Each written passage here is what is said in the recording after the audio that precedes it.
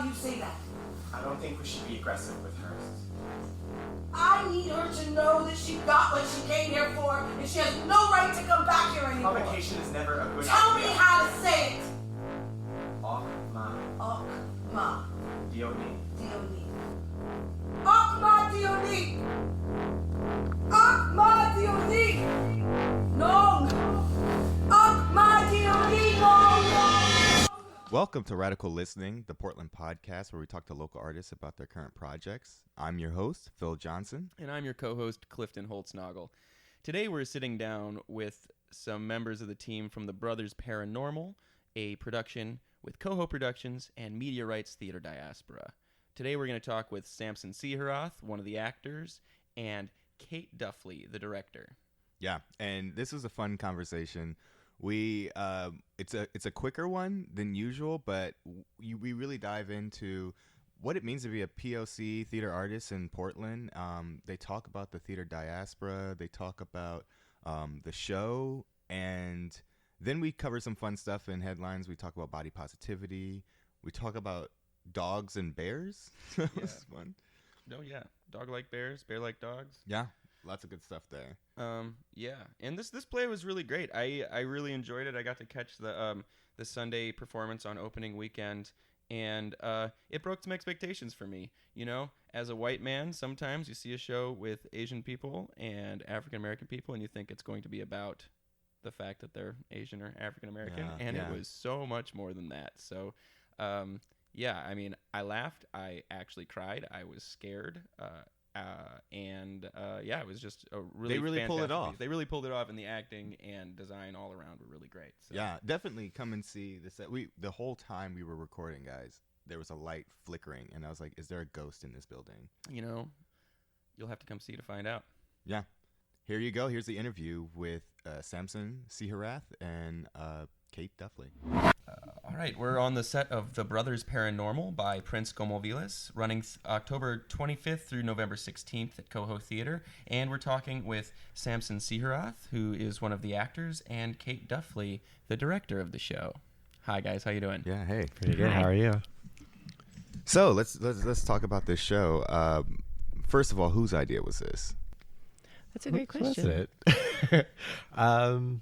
Dime Roberts? Yeah, Dime Roberts, who's the associate, I'm the associate producer. Dime Roberts is the executive producer at Media Rights. We started this theater diaspora project in 2013, and we happened upon this script, and the first time I read it, I was like, wow, this is a great script. And so we did a stage reading of it a couple years ago, and it was a workshop reading, and we finally came around to saying we should do a full production sometime. And that was cool production. So that was in 2017, January 2017, and we had Prince Gomolvilas, the playwright, come out and see our reading and come to some rehearsals. Oh, wow. And so it was a workshop for his play, and before a bunch of people started picking up his play. This year, I think there have been 5 productions. Yeah. When I looked it up, I saw a few productions. And we're the West Coast premiere, is that right? Well, we're sharing the West Coast premiere with Seattle. Well, we open on Friday. They open on Saturday. So then, yes. So technically, yes. We did it. Yeah. Yay. We're doing it out here again. That's good. But yeah, it was actually like a spontaneous rolling world premiere, because we actually went to go see it in New York, which is pretty cool. That was really cool. Oh, really? Yeah. Pan-Asian Repertory Theater in New York this summer. Great. Yeah, it was great. Oh, recently, okay. Yeah. When was it written? Well, I think Prince has said that he started writing it about 8 years ago. Yeah, that makes sense, because they mentioned Katrina as being just 2 years prior in the script or something like that. Right. Yeah. So the play is set in 2005, 2004.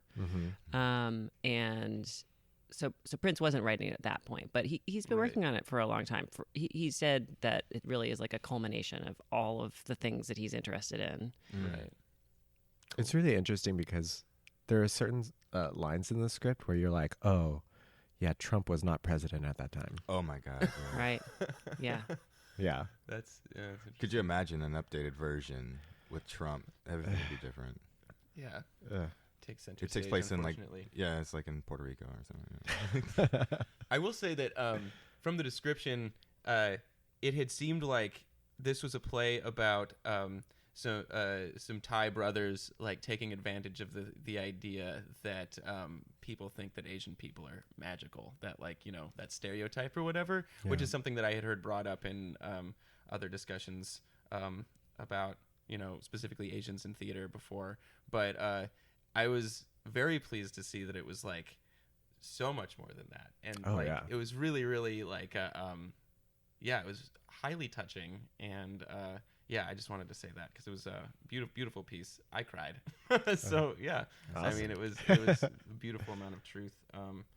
Because sometimes when you're looking at, you know, activism theater and stuff, it can become so the stories can get a little bit lost in the activism, and this was like a beautiful representation of culture and a really amazing story that was, you know, twists and turns and all sorts of things. So. Yeah, that's why I loved this play. When I read it, as soon as I read it, the other work that I do is often community-based theater. I'm really interested in political theater. Often it is very kind of message-oriented. Right.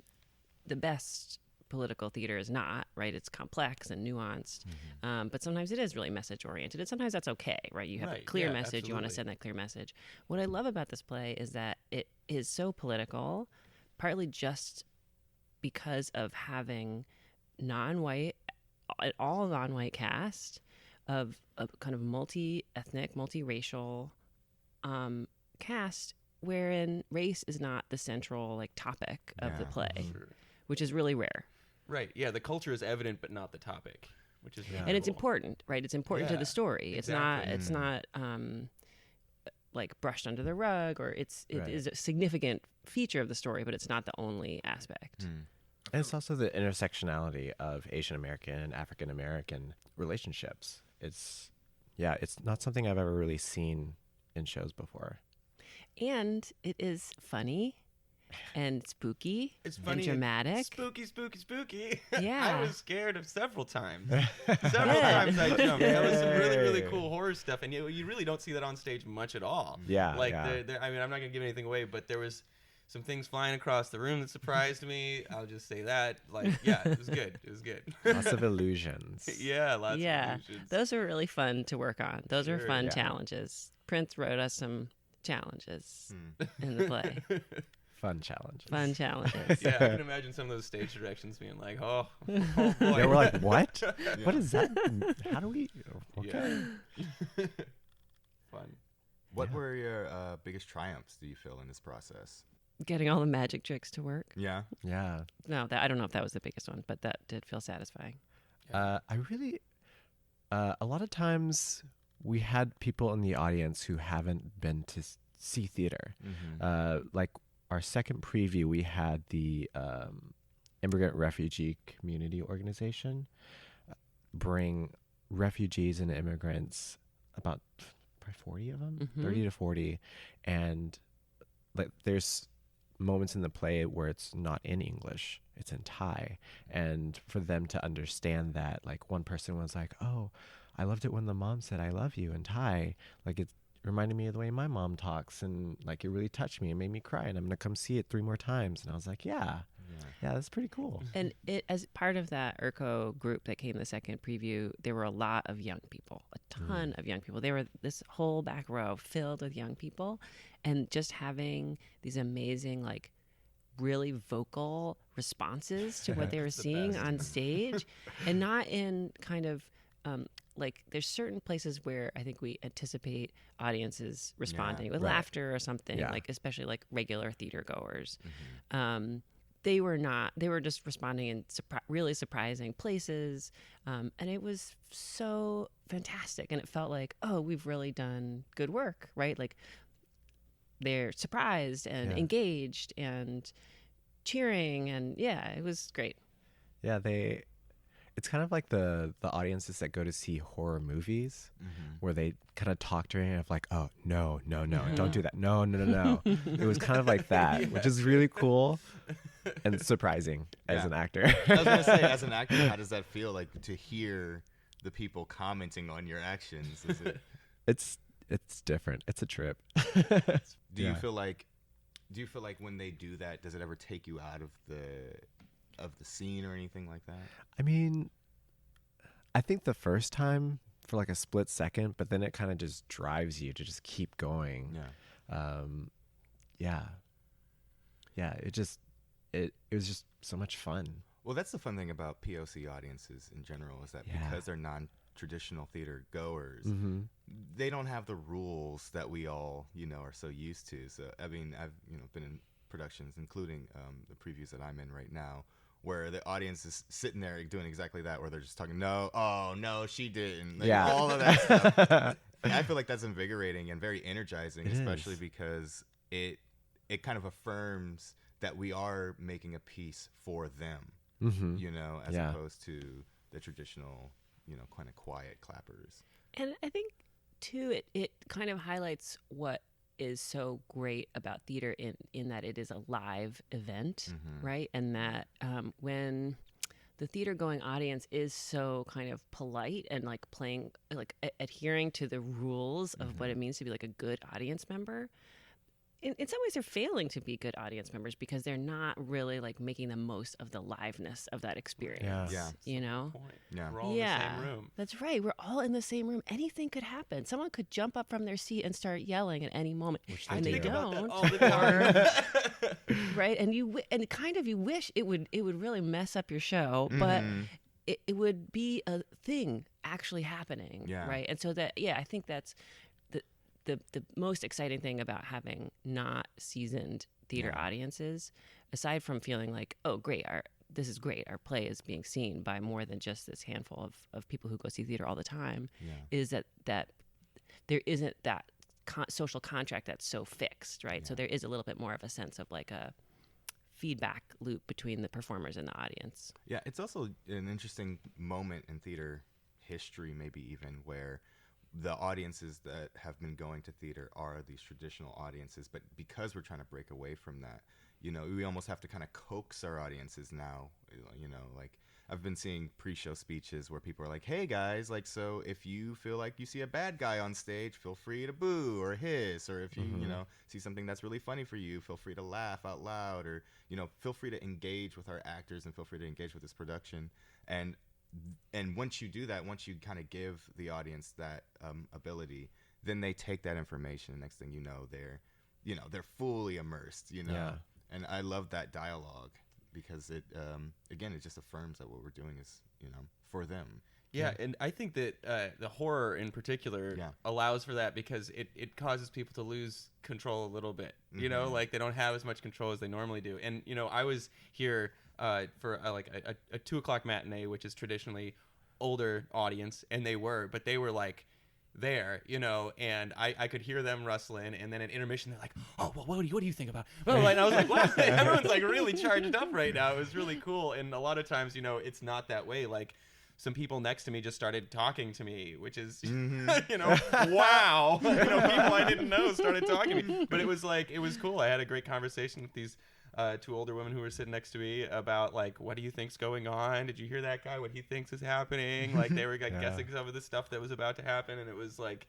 I had a really great conversation because everyone was like, so I think horror in particular can bring that out, but I can see this script being great for anyone. Like, kids could watch this and just be scared and think it's awesome. And then, everyone loved it. So what do you want people to take away from this piece? Regardless of race or, gender or anything like that, what do you want them to leave thinking about? I mean, I like the idea that people leave still thinking about it and wondering like, well, what was that? Was that real or was that not real? Or, what is this relationship, or what's going to happen next? I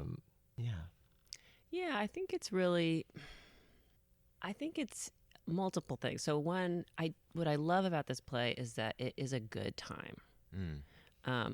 Because of my interest in social justice. I'm often drawn to serious plays that are trying to, make a difference. And those don't always tend to be a good time. Yeah. Sure. And this is a good time. I don't really like to be scared, but this is scary, I think, in a fun way. Right. That it feels good to be surprised in the way this play is going to surprise you. So it's a good time. It's spooky in a Halloween season, which is fantastic. Perfect. Yeah. And I also hope that after people have walked away with like shocked by whatever surprises they're going to be shocked by, that they're also thinking about the life experiences of the characters, right? And and kind of how lovely the story is, the way that it's connecting these two families and these two people in particular, Max and Delia, really connect across kind of racial lines and have some commonalities that they discover. So it's really both things. And again, I think that's what is so cool about the script, is that it does both really well. I like the idea that people, like, sometimes they come and they're like, oh, it's a ghost story, but it's so much more. Right. And just that conversation about mental illnesses, especially in communities of color, it's just something that we don't really talk about. And like, it's kind of an icebreaker to be like, yeah, why don't we talk about that? That's as much a part of our being as anything else. Yeah. I would say it also really spoke to that, I don't know, dichotomy between that I think is being talked about a lot now, between believing in the supernatural and its connection with mental illness, and the romanticization of mental illness versus like, are the people that we consider mentally ill really in touch with another plane in some way, or just have a bigger amount of empathy or something like that? And it was a really, like, I think, beautiful, nuanced look at that, and didn't discount one way or the other. And that was a really beautiful thing to see happen. I'd also love people to come back and see it again. Yeah. Knowing what they know after Knowing they what see you it. know. Like, I would totally go see it again if I was like, no, wait, is it, how did that? Yeah, I'll do it again. Like racking my brain, thinking about like, wait, but he didn't. And I don't want to give anything away, but it was just like, I just kept thinking back over every like interaction and being like, holy crap, like they. Yeah. And even like I was talking to the playwright. We went and got dim sum like the day he left, and then we were talking about something, and then he told us, he was like, oh yeah, did you find this little Easter egg that I hid? And I was like, I knew it. I told Kate. Yeah, I told you. And even through the whole rehearsal process, we were like, no, would he? Yeah. And she's like, yeah. Well, now I I'll want tell to you know. about I'm it gonna later. have to ask after. I would. Yeah. I mean, usually we can't give it away. We have away spoiled spoilers, plays before in but this podcast, This so don't play worry. is like so like you could spoil it by just talking about what happens in the second act. Yeah. You know what I Yeah. mean? Yeah. Like, and because there's some really great twists that are really cool, and so yeah. So this whole podcast is This just like podcast, a teaser. Exactly. We usually do spoil things and don't worry about it, but this one I think is just Okay. too much of a good one to We'll spoil tell you in about. terms of, We'll tell you more details after. Oh, in yeah. terms of how integral the twists are. I just wanted to talk a little bit about the music influence, because did you have the live musician? You said on opening night. Is that how On opening night, yeah. So how did that work? I'm just curious. Well, he also did the underscoring. So for the regular shows without Jokai, he has recordings of his music that we started using.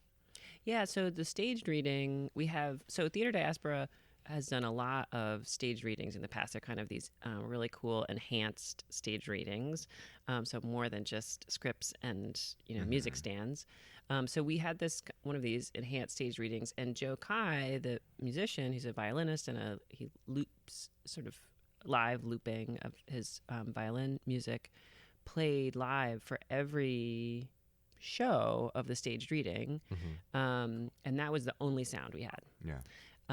For this production, he composed the music, the score that's sort of underneath a lot of the scenes, but we also had a sound designer, Ryan Gamblin, who did a really good job of mixing together some of the other sounds in this world with Joe's music. But it was really cool to have Joe here playing live. Was he on stage, or where did he play? He was up in the catwalk. He was in the catwalk. That's Yeah. great. was great. really cool. The catwalks don't get used enough in this space, and yeah, I wanted to they're use there. it more for the show, but Everyone, I feel like whenever I work on a show here, everyone's like, oh, we're gonna use the catwalk for this, and then that, and then it's slowly like, but getting light up there, and Yeah, it's gonna that's be a the thing, thing. and it all ends up moving back on stage. But So yeah. it is. I'm noticing. I'm sorry. I'm just noticing this. Is that Wanda's art? It is. Yes. Nice. Yeah. I was like, I recognize that art. Wanda who? Wanda Walden. Walden. Oh, cool. Costumes. Yes. Yeah, So Wanda costume. Walton did our costumes. And her art is also in the lobby. Oh, cool. Oh, Yeah. Nice. Nice. And then she also contributed this beautiful I was like, that looks very Wanda to tapestry. me as well. It's so colorful. Just like Yeah. Wanda. Guys, you have to see the set. It's The set is great. beautiful. And I did have a question about that because it gets doubled as both apartments. Mhm. So what was the thought behind that? Like, and did you run into any issues there, or Yeah, so our set is designed by Kira Sanford, and she set it up so that there's this tricky thing. Thanks very much, Prince. Where the set is sometimes Max's family's apartment, and sometimes Delia and Felix's apartment, and parts of that apartment kind of at points overlap. So the couch that's over there is at different moments in Felix is in Max's apartment and at different moments in Delia's apartment. So there's this kind of diagonal line that's running across the stage. Half of it's carpeting and half Oh, of wow, that it reads is really painted to well. look like Yeah. tile.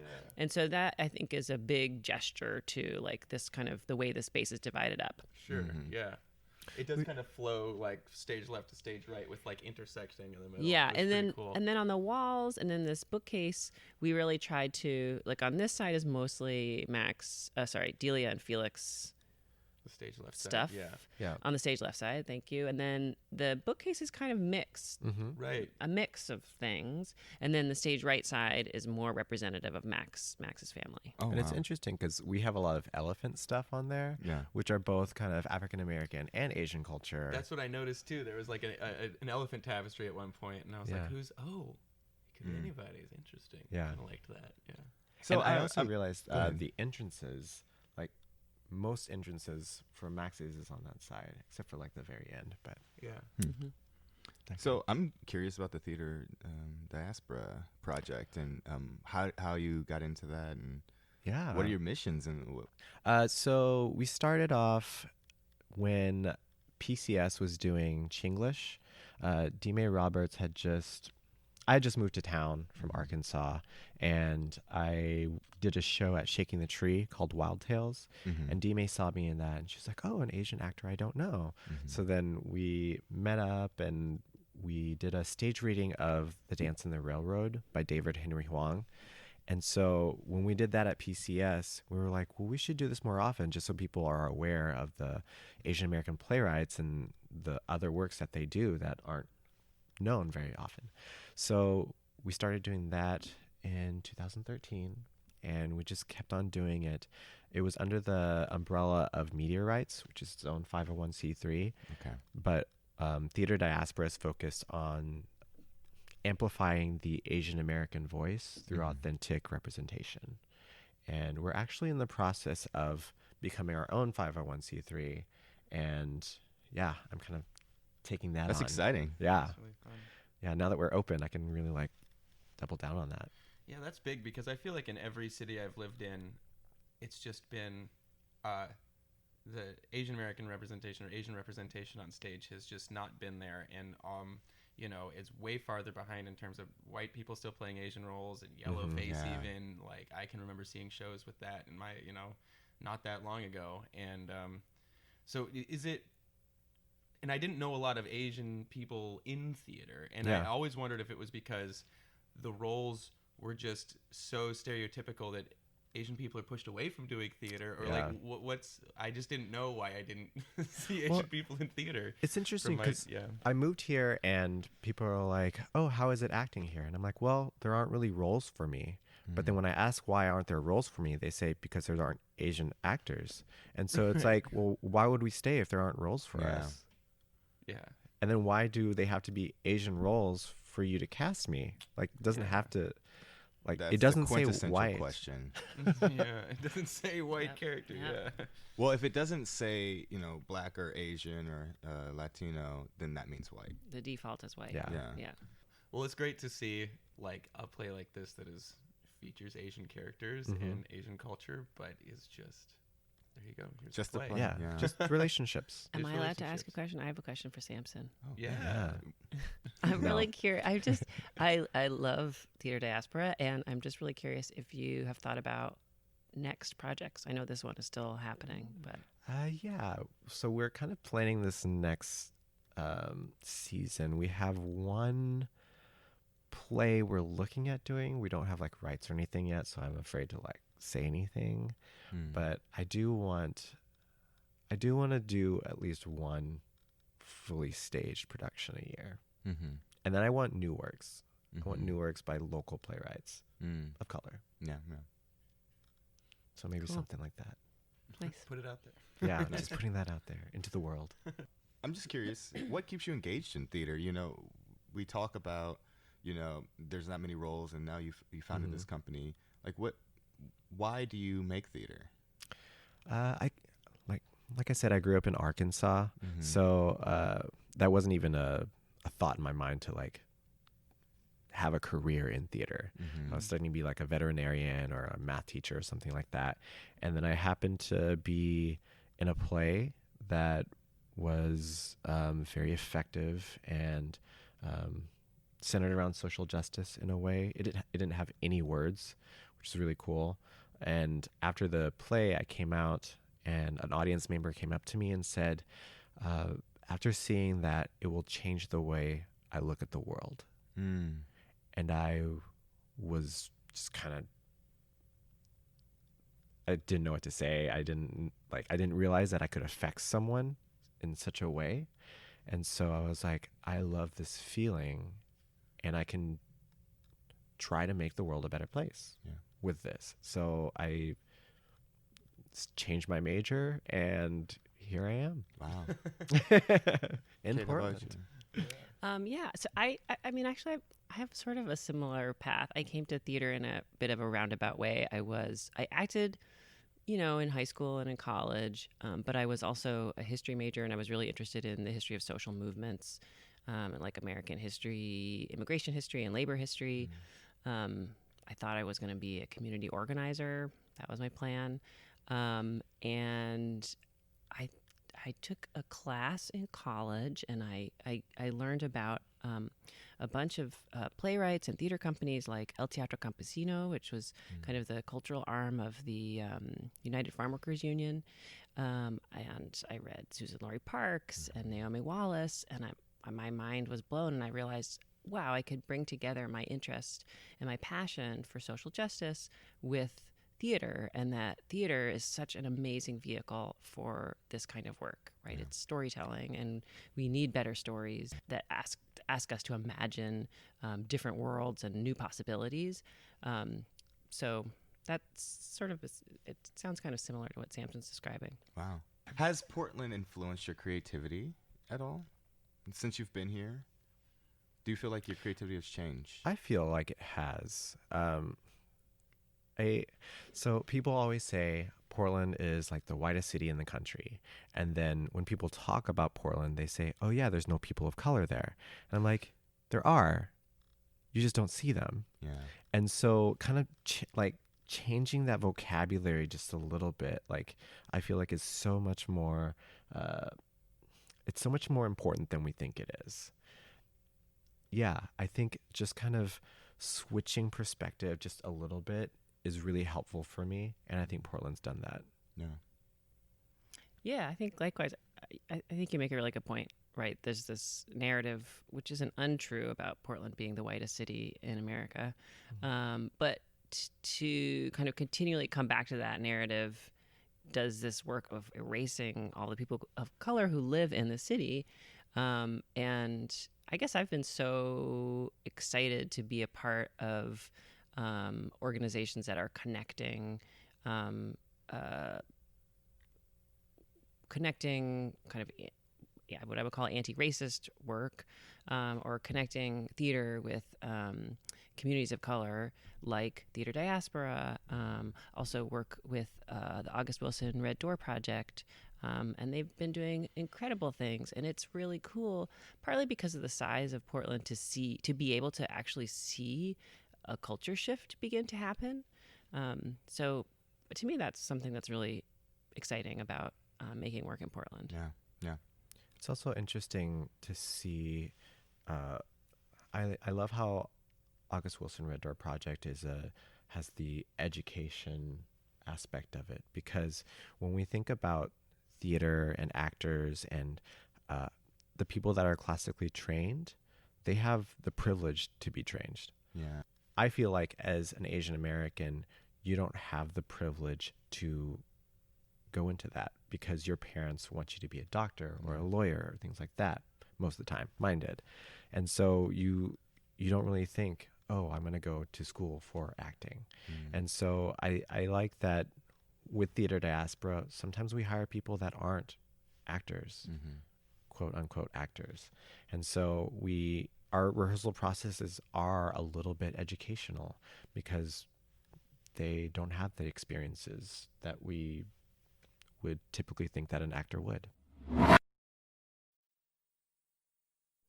You can find Radical Listening from Virtual Sonic Reality on Apple Podcasts, Google Play, and Spotify. So find us on your favorite podcast app and hit subscribe to follow along. While you're there, why don't you just go ahead and give us 5 stars? You know you love us, and we love you too. So Our thanks for favorite listening. section, Enjoy the show. headlines. Favorite section. Oh. Headlines. Headlines. And I just got a couple for you guys today. We're on a tight schedule, so we'll move right along. This is a fun one. After adopting him, the headline reads, after adopting him, they realize it's not a dog. Family adopts new dog. When vet sees it, he calls the cops. I'll give you a little backstory. Oh my God. What It- was it? Apparently, in this story, I think this happened in China, and a family adopted what they thought was a dog. Turns out it was a bear. A bear? And it took them until it got to about 250, 300 pounds What? before they Wait realized. a Maybe a minute. very large dog now. They're like, this bear. So I don't know, just reactions to, What would you do? yeah. What Ooh. color was it? Well, I'll show you a picture. Oh. Oh yeah, I want to see a picture. That looks like a dog. They just shaved it to look like a know, dog. that's also That's just a bear thumbnail. shaved to look It also like a looks dog. like a lion. It looks like a in way. lion. It does. It kind of looks like I mean, a that's lion. a well-groomed bear dog. Yeah, I mean, Looks like I my didn't aunt's realize- dog that was named my reaction Bear. to that. Well, I've been thinking about getting a dog, but I am scared of the. That it's a bear. Make sure that I'm your dog scared is of- not a bear. I'm scared of many things, and now I'm gonna add to that list the fear that it might be a bear. Yeah. Well, I didn't realize that bears look so similar to dogs. We Because could that shave looks. their face or something. Yeah. Yeah. That was my reaction as well. It's the I grooming. could I, think make it's the that mistake. grooming. Because if you really think about it, bears and dogs do look very similar. Yeah. But, well, you I know, mean, when they they're get really small, maybe you big. can't tell. Like They have fur. like a puppy. That was It big starts to though. stand up though, maybe like on its Yeah. hind legs. Well, that was what tipped them off, I think. not the fact that it was already like 250 pounds They're like, why is my dog Jeez. walking around on his hind leg? and taller than me. Wow. That's a good one. Great. All right, here's another one. This one's interesting. Body positivity isn't enough. Why more people are saying goodbye to the love yourself movement. And the quote here is, we are reinforcing the idea that what they look like matters, and that's the problem. What do we do instead? Just not think. I'm body. I don't blind. know. Wait, don't I see think I body. need to hear it again. I think Okay, I need to it's hear it so- again. It's I- complicated. So I think the general idea is the quote here, which is, we're reinforcing the idea that what you look like matters, and that's the problem. So the body positivity movement, some people are interpreting, Uh huh. you know, Hmm. how do you view that? I don't know. I guess I feel like super positive about body positivity. Okay. I could see. I know. I have to think about that. I can see how body positivity. If you go up to someone who I don't know, if you start talking about body positivity to someone who isn't, doesn't have conventional beauty standards, if all they're hearing about from people is, oh yeah, love your body, but they're, they just keep hearing that. And What sometimes- message is that sending Right. about my body? Yeah. Okay, I'm with you. I mean, I feel like, yeah, sometimes maybe the message is like, you don't always have to love your body, right? Like that is something that I know I think of as part of the body positivity movement, and the rhetoric is sort of like, yeah, it would be great if we could all love our bodies every day, and maybe sometimes we could sit in not loving our bodies but still loving ourselves. Yeah. I mean, I also think about, I have a 10-year-old daughter, and one of the things that I do to try to cultivate a positive self-image is to kind of not talk about bodies. I mean, we talk about what our bodies do, and like how amazing our bodies are because of what they do in terms of like being strong and playing sports or giving hugs, or, puberty's happening. So we're talking about that, but like not so much of like what your body looks like. Yeah. Yeah. Not saying like, oh, you look so pretty, but really you're saying like, Right. you're really smart. Or, Yeah. Yeah. Yeah. Do you think that this perhaps goes too far in the direction of? I worry about it being, I liken it to colorblind casting Yeah. versus color conscious casting. Yeah. If it's like just wiping it away so we don't have to deal with it instead of actually like Confronting it. confronting it. Yeah. Yeah. Yeah. I don't see. Yeah. Did you say this already? I don't see bodies. Yeah, I don't see body. Yeah. Great, guys. Let's do some plugs. Oh yeah. So yeah, this is the segment where if you have anything you want to plug, anything you want to point people to, we can talk about it here. Yeah. I mean, our show, of course, we do have a POC night on Friday. Oh, this coming Friday. Yeah. Friday. this coming What's the Friday. date of that then? The That first, is right? the November first. Yep, 1st. November Yeah. 1st. Friday, November First. 1st. And then on Halloween, we have like a special food drive we're doing for Oregon Food Bank.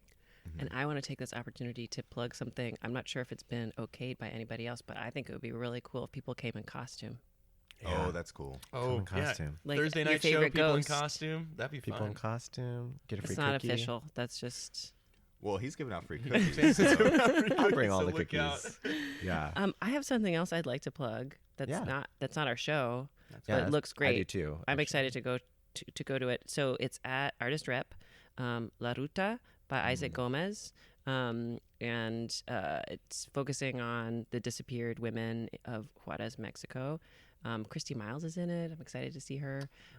So that's that opens this coming weekend, Oh, wow. And then or maybe it's in previews. the Bakai at Shaking the Tree. Yeah.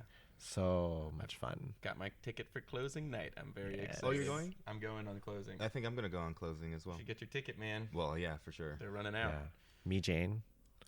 Oh yeah, I'm taking my daughter to see that. I'm gonna go see that. Nice. I really love children's theater in this town. That's actually, that's OCT, right? Same. Yeah. yeah, that's OCT. Northwest Children's Theater also does a lot of great work. I'll go ahead and plug Redwood at PCS, which opens this Yeah. weekend. It's a fantastic show, POC friendly show, and yeah, definitely come out and see it. They accept arts for all, so if that means something to you. And if anyone's interested in a bit of a drive, I'm directing a devised piece at Woodburn High School that opens on Friday, November 1st. We run on the 1st and the 2nd and the 8th and the 9th. It's $5 at Woodburn High School at 7 p.m. those days. If you want to see some high schoolers who have devised their own work, it's a great opportunity to do that. So, yeah. There you go, Come and full check that out. spectrum of experience there. That's right. So great, it was great talking to you guys. Thank you for hopping on the show. Yeah. Thank you. Thank Thanks so you. much. Thanks, This guys. has been really fun. Fun to chat. Thank you for listening to this episode of Radical Listening. If you have questions or would like to reach out, feel free to reach out to our email, which is radicallisteningpodcast@gmail.com, or visit the Coho Theater website for more information. And thanks for listening.